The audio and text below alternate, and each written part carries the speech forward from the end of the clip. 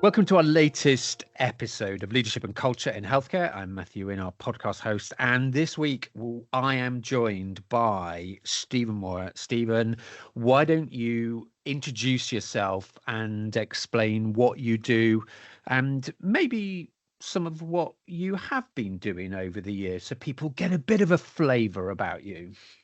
Okay, thanks, Matthew. Good to be here. So yes, Stephen Moir. I'm currently the Chief Executive of Cambridgeshire County Council. So that's the upper tier local authority providing a whole range of key services to nearly 700,000 people. That includes things like children's social care, adult social care, 4,500 miles of highways, roads, pavements, and all of those things, libraries, services, public health, and then a whole host of other key functions like education, special educational needs and disability services. And of course, leading a council, it's not something we do in isolation. We only are able to do what we do both through the brilliant people we employ, but really importantly, all the various partners we work with, whether in the public, private or voluntary sector. My background, I'm a career time-served public servant, flirted with the private sector a very long time ago and very quickly decided it wasn't for me. So my career's been one of those oddities in the public sector. I've not stuck in one bit. I started out in the police service, originally with a bit of an HR or workforce type background. So I've worked in police forces in Scotland and in England. I've worked in local government of different types, again in Scotland and England. And I've also had the interesting experience of being part of the NHS in England as well. So I was at one time in a previous role, the Deputy Chief Executive for the Yorkshire Ambulance Service NHS Trust. And then for my sins was dragooned to go into NHS England when it was being set up by David Nicholson following the Lansley reforms. And then following David stepping out of the role of Chief Exec of NHS England, had the experience of working with Simon Stevens, now Lord Stevens, as Chief Executive for NHS England, and for 3 years was the Chief People Officer for NHS England, as well as being the head of the HR profession for the whole of the NHS in England as well. So a bit of an interesting mixed and varied career, sprinkled with local government, policing and the NHS, but local, regional and national roles. And I have to say, I would never work in any other industry. I love the public sector and I love making a difference for our residents. Well, fabulous. I've done quite a few of these podcast episodes. I don't think anybody else has ever come up with the phrase, I have been dragooned into a role. Everything I expect from you, Stephen. So with that experience, you've got your Scottish experience, you've got your English experience, as you say, you're in a very interesting position to kind of think about what is the difference.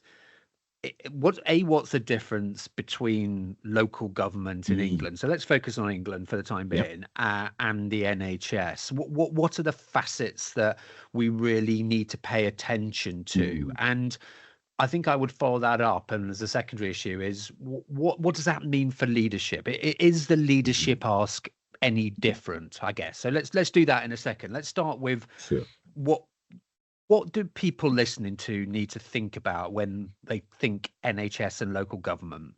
That's a really good question. So if I start with the local government bit and then come on to the NHS. So the first thing I'm going to say is I'm going to underline the word local in local government. I think that's the really key point that people need to get their heads around. And I don't just mean for colleagues working in NHS provider organisations who will see themselves as local, but actually they identify with being part of a very clear national entity and brand as well. Local government is fundamentally for a place, in a place and off a place. So the vast majority of local government employees tend to be part of the place they work in. They're part of the communities they serve, which is also often true for NHS colleagues. But I think in the local government sense, the challenge is it is intensely local in focus. It's politically led at a local level. It's democratically accountable at a local level. And while some of the funding comes through national government, in reality, local government is really that point of we're part of the community, we deliver services for the community, and we're led by people elected from the community. It is very, very focused on what's happening in place. Yes, it'll have to give consideration to regional and national issues, of course, but that intense focus on the communities you're serving is very, very different. And I think that's one of the contrasts for me in the NHS. Having worked in both provider organisations and in a national body, I think for the NHS particularly, yes, you can be very focused on serving patients if you're in a provider organisation, and that's absolutely right and proper. But serving patients doesn't always mean that same connection to local community that you get within a local government setting, because your patients don't necessarily come just from the local community. You could be in a large acute providing a regional trauma centre, for example. So it is different in that regard. So whilst you're serving the public, your intense focus on the public in that area can be quite different.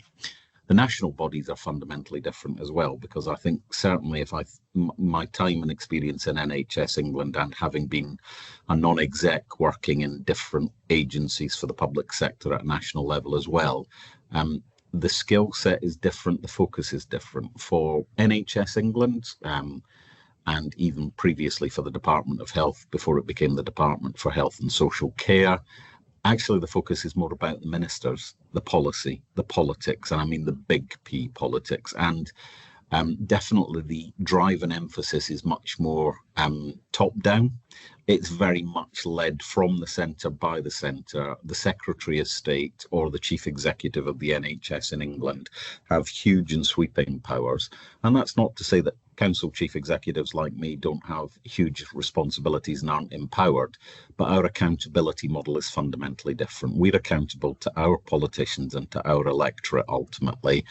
Whereas, Amanda, as the current Chief Executive of NHS England, has an accountability to Parliament as an accounting officer, and has an accountability through to the Secretary of State in the Department for Health and Social Care. It's a very, very different model of accountability, and that creates different leadership challenges, different tensions, and actually a very different focus between policy discussions and definitely a different focus on delivery discussions. I mean, one of the reasons I stepped out of the national body for the NHS and wanted to go back into local government was, in the nicest way of saying it, I missed being closer to outcomes and being able to see a more tangible impact of my leadership in terms of what are we trying to do, what are we trying to achieve.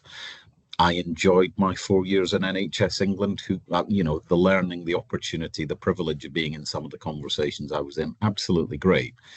But being Sir Humphrey is not something I want to spend the entirety of my career doing. So much as I rate and value those individuals hugely, I missed connection to community, to place, and to outcome.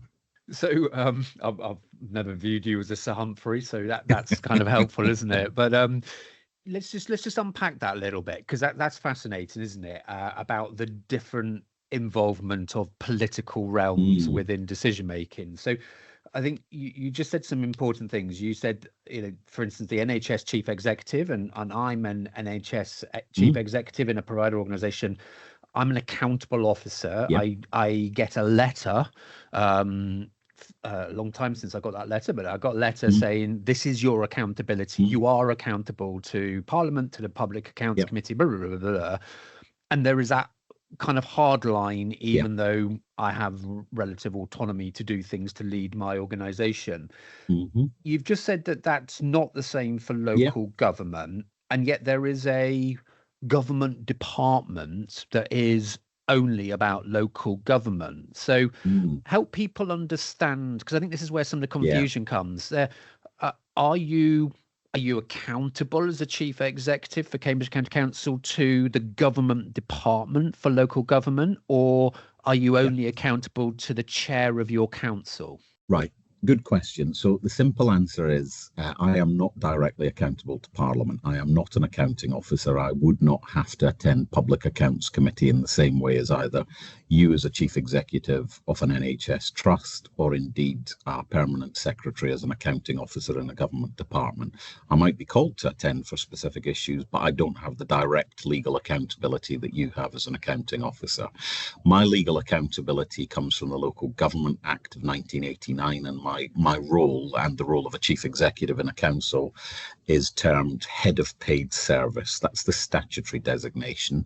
So we have a different statutory basis, a different legal basis, and my accountability is to my 61 county councillors as a collective body. So I don't have a board like you would do in an NHS trust, so I'm not accountable to a chair. My accountability and day-to-day responsibilities tend to be focused through the elected leader of the council, but ultimately I have a collective responsibility to all of my councillors, irrespective of party, and have to maintain political neutrality in that sense. Whereas if I think about having worked in NHS England, or indeed thinking about the civil servants working in some of the government departments, their accountabilities are very much, yes, for public money to Parliament, but they're accountable to the government of the day in terms of policy and direction, which is different. I have a policy and direction accountability, which is through local political mandate and voting and decision making. Very, very different.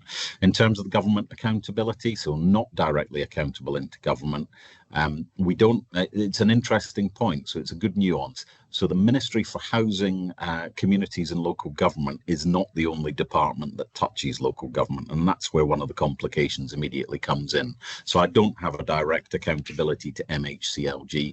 Obviously, as a council chief executive, you work very closely with the civil servants, and the Secretary of State, indeed the Deputy Prime Minister, as we currently have, has a really important influence and impact on what we do.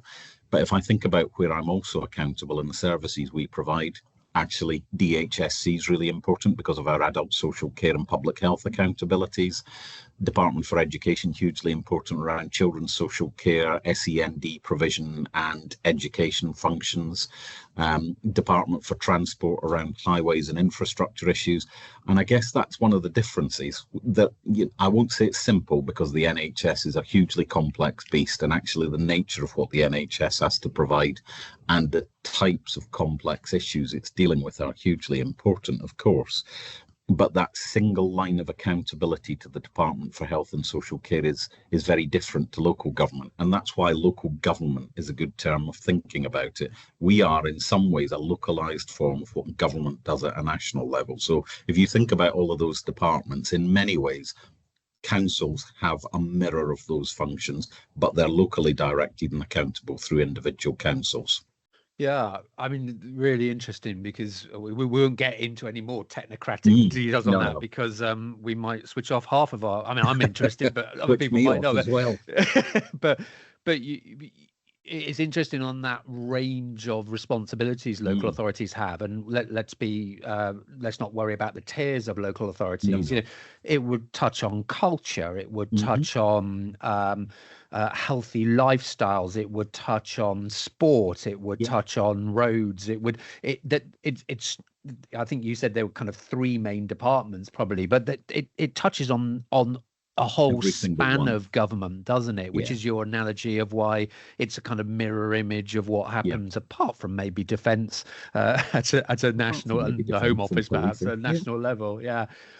And so therefore it makes me think, Stephen, I think that immediately answers some of the question about why the leadership is different. So those government departments that interlock with local government are essentially then having to create consensus, because it's not a direct lever to pull, is it? It's not I pull this and something happens, apart from when it's specific grant making or it's specific accountability.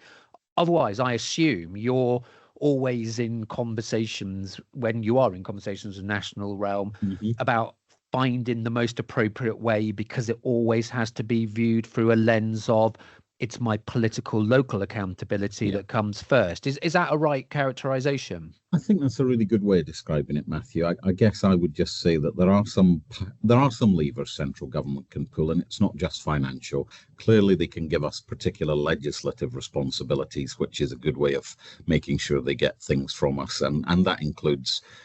That can go from the civil contingencies piece around emergency planning, which we do alongside the NHS and other blue light services, to the forthcoming Children's Wellbeing Act and the Planning and Infrastructure Bill. So that's one of the other complications, of course.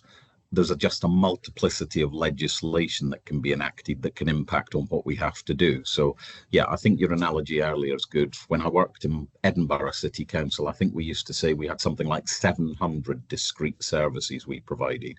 So that can go from, as you say, sport, leisure and culture, literally, to public events management for things like the Edinburgh Festival, or festivals, I should say, or Hogmanay, you name it, right the way through to schools, to social care, or in the case of my current role, having ecology officers or having the county archivist working within Cambridgeshire County Council, you name it, it's hugely diverse. So government does have levers to pull through statutory guidance and statute.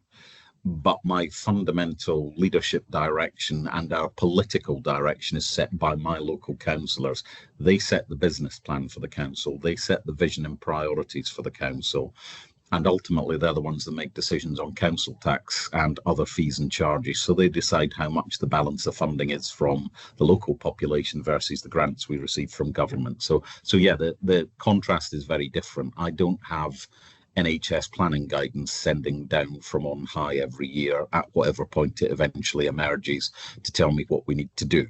And your local authority colleagues who have been on this podcast series with me have talked about 1,300 statutory responsibilities for councils, yet 75% of your money is consumed by children's services and adult social care. So you've got a myriad of responsibilities and a diminishing financial kind of envelope, and still a political local mandate for what those elected members have want to do, which to me, I know you said there's a centralist approach to NHS planning, which brings its own joys, he says, tongue in cheek. That can only sound like a whole bunch of trade-offs and a whole bunch of prioritization and reprioritization. And within that vein, do you want to talk a little bit about, therefore, what is the leadership skills and the leadership approach one needs to operate as a local authority chief exec? Because you've got that pressure from the national realm, you've got a political masters locally who come with a elected mandate, and you've got absolute responsibilities to balance the budget and hit some really important statutory functions. How do you operate in that realm, Stephen? I'm not asking you to do something that is going to result in a P45, but it's a tough act, isn't it? So yes is the answer to the question. I mean, to be honest, having worked in NHS trusts as well, I think the chief executive role in any public sector organisation is immensely challenging, and most of it is a balancing act from one day to the next, because there is no such thing in my experience of being an entirely strategic chief executive. Being strategic and being involved in strategic and policy discussions is a part of the role, but it's only one part. So I guess what skills would I say are really important?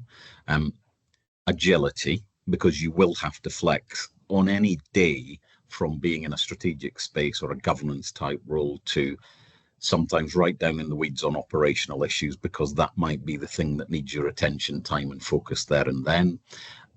You've got to be able to do that sense of what I would describe as comfortable with being uncomfortable, because you will never be a master of all the trades or professions you're accountable for. So you have to think about, how do you know where you spend your time and where you give your priority and focus? Because your time is actually one of the most precious commodities you have.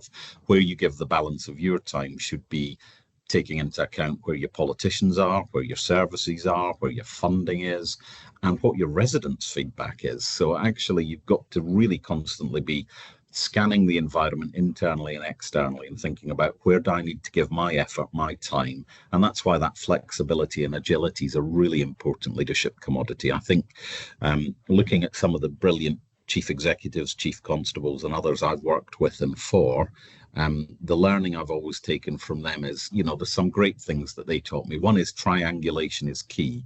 So things get filtered as it comes up in an organization. That's just natural.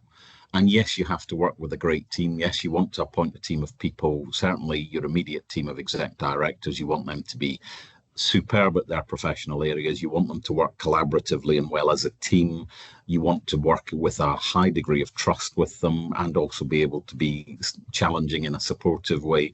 But you also have to recognize that they will tell you what they want you to know to some degree, and that's just natural in organizations. So you also have to build your roots to triangulate what you're being told. And that's not to say you don't trust them, but you need to check stuff out. So how are you testing things out with your colleagues who are frontline members of staff? How are you testing things with your politicians on an ongoing basis?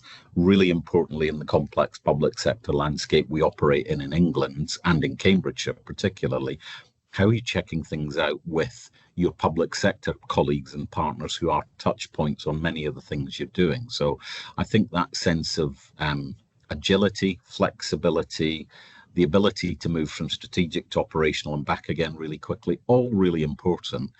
And if I'm really honest, one of the traits I've always found from a leadership perspective and would still encourage now is curiosity. When I started out, I used to describe it as being nosy. Actually, it is still a bit of that, but genuine curiosity about the place, the communities, the organisation, the politics.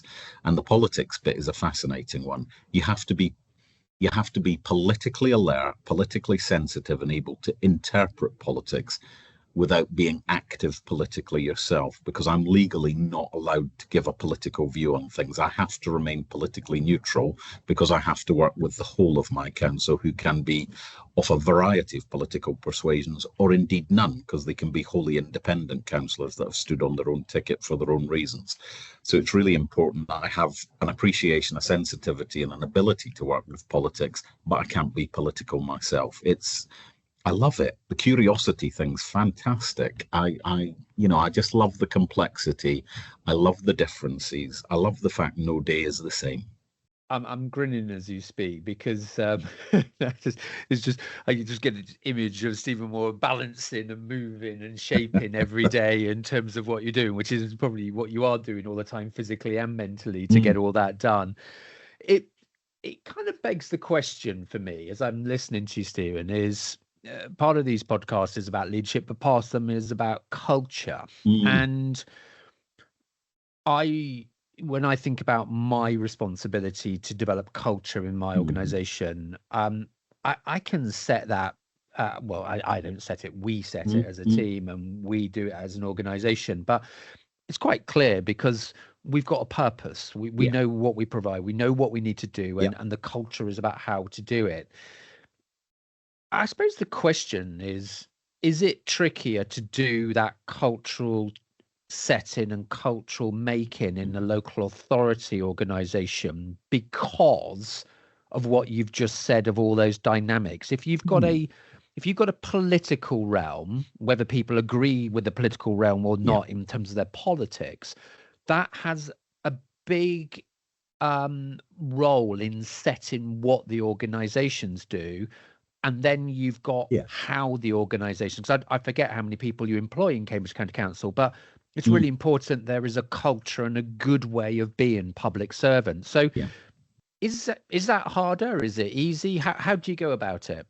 It's a really good question. I think if I think about my organisation, so I describe us as being a purpose-led organisation, and for purpose you might describe it as vision. So if I think about where our politicians have positioned themselves and what then needs translated by me and my team into and with the organisation, we have a very clear vision for our council, which was set when our current administration was elected in 2021. Their purpose or their vision for the place is about creating a greener, fairer, more caring Cambridgeshire, and underpinning that they have 7 political ambitions, which we then translate into what does that mean for colleagues. The bit that we get to set, however, are things like the values of the organisation. So we developed the values of the organisation with members of staff from across the organisation. It wasn't the senior team in a dark room with wet towels around their heads. It was, what do people want this organisation to feel like? How do we want to operate? And how does that connect to what we're trying to achieve for our politicians who set this vision and these ambitions? So our values are really straightforward. There's only 4 of them, and they are abbreviated as CARE, which is quite helpful. But the reality is the values are great. They're collaborative, they're accountable, they're respectful, and they're excellence. And those speak to everybody in the organisation. It doesn't matter what role you play.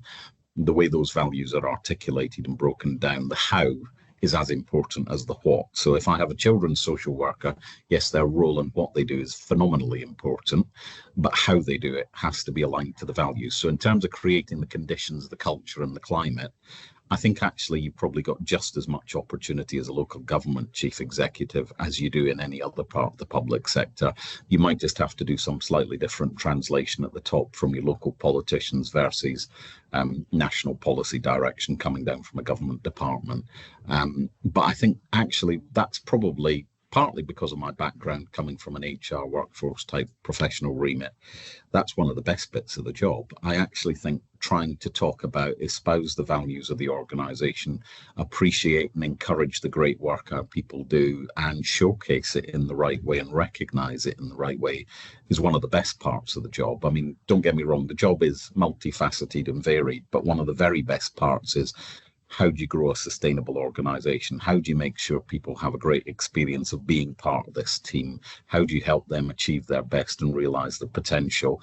And then you get into some of the quite interesting and potentially contested spaces. And when I say contested, I mean politically and sometimes organisationally. How are you clear about what you stand for in terms of equality, diversity and inclusion, which is increasingly a contested space, and just the whole issue of identity for individuals now in society and how that translates into organisations. I mean, just like you do, working in a multi-generational organisation is fascinating because the expectations of younger colleagues joining today are so completely different from when I entered the workplace in the 90s. It's completely different. So I guess the culture piece is hugely important. The way I describe it, though, is culture doesn't just come from the top. The best phrase I use to encapsulate the culture of the organisation is, it's the we that is you, that is us. Everybody makes the culture. I might be able to help influence it, but it's what people experience on a day-to-day basis that is the culture of the organisation. So it's hugely important. Everybody has a sense of how they contribute to that. And I just get to be one of the people that talks about the type of organisation we want and has some particular levers to pull to help hopefully create that. And just finally, in this kind of thought, is part of the chief exec and the executive role, and you are, I think, termed as officers, aren't you? Or the officers right. of the council. Is it also to act as a buffer and an insulation sometimes, not saying in Cambridgeshire County Council, but in local government? Because I imagine there could be places that what you've just really nicely described as, political ambitions and what you have therefore with the team developed as the culture and way of operating could potentially be not necessarily oppositional, but fractious. And presumably your role is to work out how to minimize that with staff and to mitigate and ameliorate whatever adjective you want to use. So am I correct? Or I think that's fair, and I think that changes from place to place and depends very much on the politicians you're working with. So I wouldn't necessarily ascribe this to Cambridgeshire. In fact, quite the opposite. I think our political culture and climate here is respectful of officers and council staff. It's professional, it's broadly courteous. Yes, you would expect some robust political debate, and that's entirely right and proper, but there are set parameters within which that all works really, really well. And in Cambridgeshire, I have to say 99.9% of the time, I think that's the case, and indeed was the case when I used to work here quite some time ago. However, that is not the case in every council. So the way I would describe the role of the chief executive in some of those tougher environments is very similar to the way you described it. You're the heat shield. You sit between some of that heat, light and pressure and the rest of the organisation, because actually you are pretty much the only person in the organisation that is accountable to every single councillor, because of course all the officers are accountable ultimately up through you. And whilst they might have responsibilities to the council, such as our CFOs or our people called monitoring officers, our legal and governance leads, ultimately you're the only one person who is directly accountable to every single councillor. So sometimes you have to be the heat shield between your colleagues, the organisation and the politics. And that's part of the role, which also means one of the other things that's really important to look out for is your own well-being and your own resilience, because heat shields, when you're re-entering from orbit, can get worn out quite quickly. So you can't keep going and assuming you can always be the heat shield. So things can leak through, and you've got to make sure if you let that happen or you see it happening, you help manage it and ameliorate it as quickly as you can. But yeah, managing your own well-being and your own resilience is really, really important. I have seen chief executives burn out because they've spent so much time being the heat shield that they've actually just exhausted themselves. And that's true of other parts of the public sector. There are great organisations that are okay organisations, and then sadly, for a host of reasons, there are some very toxic organisations. I have sadly worked in a couple of toxic organisations. You learn from that experience, you don't repeat it, and you certainly wouldn't want to be part of it again as an individual, never mind have that happen to anybody else. I get that, and that's salient and true for different reasons for lots of the public realm, isn't it?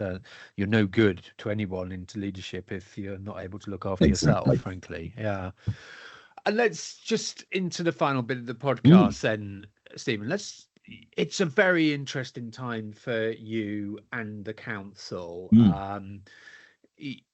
We're recording this the day after the Chancellor has, I think, re-announced or recommitted to a railway line, a silicon future between Oxford and Cambridgeshire, massive infrastructural growth, massive housing growth expected in the local area. But at the same time, her colleague, Deputy Prime Minister, has also signalled, which insulates Cambridgeshire slightly because you already have a mayor, a complete reorganisation of local government in the surrounds as well. So just, you've already described how you have to be agile, strategic, etc. But I imagine you're looking at the next 5-8 years thinking, this is going to be quite a different leadership ask for you as the leader of a major public council. So start with the Chancellor's reinvigoration of what was the Oxcam arc, and in our case, Silicon Fen, and of course all of the things that go with being a science supercluster for life sciences and tech, and wanting to do that in partnership with Oxford and making sure we can get the best academics and the best researchers and the best technologists into the businesses of this county to help grow the economy here and obviously for the UK. I think that's hugely exciting. Growth obviously comes with a whole range of challenges, which again makes the job quite interesting because, Cambridgeshire does not suffer from a great deal of excess water, which is surprising, you might say, but water shortages contribute to housing development challenges from the Environment Agency and other bodies. They make industry difficult to grow, and of course then you've got all manner of issues around, do you grow on the green belt or not? So all of these things are big government issues to try and reinvigorate the economy. In reality, there's a huge opportunity here as part of the Oxcam arc going forward around jobs, supply chain benefits, opportunities for people within our school system right now to go into amazing jobs, both in the place and potentially beyond it. So I think growth is, in the nicest way of saying it, growth is really important, is going to be good for us. We do need future jobs rather than just the jobs of today. So I think some of that coming through is hugely exciting and important for our residents and certainly for our young people in terms of having exciting opportunities to go into for their working lives. Growth is never without a challenge. So the flip side of that is there's all the issues around affordability of housing in Cambridgeshire, access to housing in Cambridgeshire, access to public services, because of course public service funding has not kept up with the growth we've already had over the last decade. We're one of the few places that has been growing and continues to grow. We've had 2 new towns at least built within Cambridgeshire within the last decade, and they're continuing to become communities rather than dormitories. So I think that's one of the growth challenges we face. It's not just about houses, it's about communities with the public services that we need. So hugely interesting and challenging, but at the same time, you're right. Local government is going to be reorganised in areas like Cambridgeshire to the most significant extent in the last 50 years.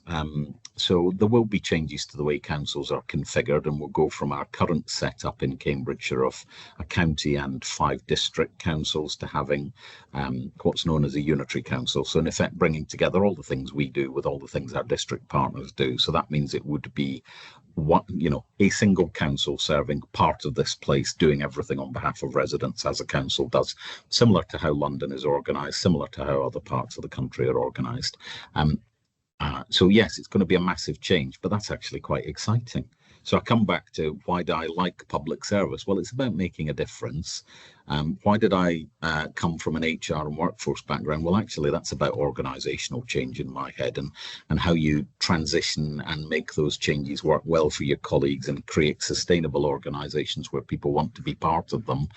Actually leading through that change, whilst it might have an impact on my future prospects like anybody else, I don't mind that. I actually think leading that change well is probably going to be one of the most exciting parts of my career over the next few years. It will be tough, it will be challenging, but dare I say, having survived the back end of merging 162 PCTs and bits of central government into then NHS England when the commissioning board was first set up, and having all the fascinating legacy issues to work through following that creation.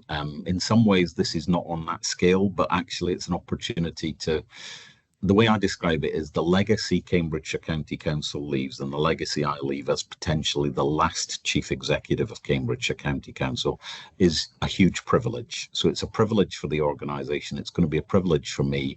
It will be pressurised and difficult, but what a great thing to be able to say you've tried to do well, and hopefully you do the transition in a way that leaves no negative impact for residents or colleagues. So I think I agree. Huge challenge, huge privilege. A fabulous way to kind of be describing what those challenges also then provide the opportunity to do those things. But there is a but, I guess, as we kind of move to the end of this, is we've got an amazing amount of change happening, which makes it personal. Yeah. Amongst all of that, we're also asking, the royal we here is also asking councillors, and you've just described councillors being in charge with a mandate, actually to be delivering on a change to their own organisations that they have a mandate for, at the same time deliver a government mandate that they could well be oppositional to in terms of both political and personal.